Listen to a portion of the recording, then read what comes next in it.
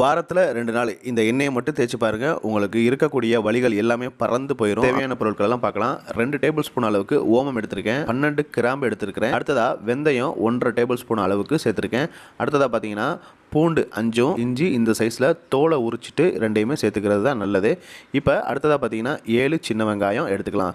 இது எல்லாமே பார்த்தீங்கன்னா ஆன்டி இன்ஃப்ளமேட்டரி அதிகமாக இருக்கக்கூடியது. நம்ம தயாரிக்கிறதுக்கு முன்னாடி எல்லாத்தையுமே சின்னதாக இந்த மாதிரி பொடி பண்ணி எடுத்துக்கலாம். இப்போ நான் 250 ml கடுகு எண்ணெய் எடுத்துக்கிட்டேன். இப்போ நம்ம தயாரிக்க ஆரம்பிக்கலாம். எண்ணெய் சூடானதுக்கப்புறம் நம்ம ரெடி பண்ணி வச்சிருக்க ஓமத்தை நம்ம இதில் சேர்த்துட்டோம். இப்போ நம்ம கட் பண்ணி வச்சிருக்க பூண்டை சேர்த்தாச்சுங்க. அடுத்ததாக பார்த்தீங்கன்னா சின்ன வெங்காயத்தை கட் பண்ணி போட்டாச்சு. அடுத்ததாக நம்ம கட் பண்ணி வச்சிருக்க இஞ்சியும் சேர்த்துக்கிட்டாச்சு. இப்போ நம்ம எடுத்துருக்கிறது வெந்தயம் பார்த்தீங்கன்னா அந்த காலத்திலிருந்தே எல்லா விதமான வலிகளுக்கும் ஒரு தீர்வாக இருந்திருக்கு. அதையும் சேர்த்துக்கிட்டாச்சு.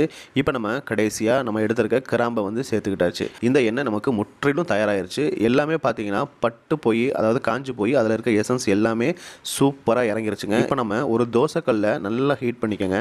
காட்டன் துணி எடுத்துக்கோங்க. அதில் ஒரு 3 டேபிள் ஸ்பூன் அளவுக்கு ஓமம் சேர்த்துக்கலாம். அதாவது நம்ம செஞ்சுருக்க ஆயிலை தடவுறதுக்கு முன்னாடி இந்த ஓமத்தை வச்சு ஒத்தனை கொடுத்தா அவ்வளோ ஒரு நன்மை இருக்குதுங்க.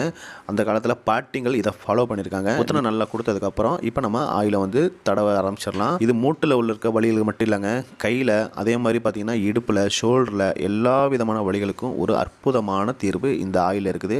கண்டிப்பாக இந்த மெத்தடை ட்ரை பண்ணி ஃபாலோ பண்ணுங்கள். உங்கள் ஃப்ரெண்ட்ஸ் அண்ட் ஃபேமிலிக்கு ஷேர் பண்ணுங்கள். பாய்.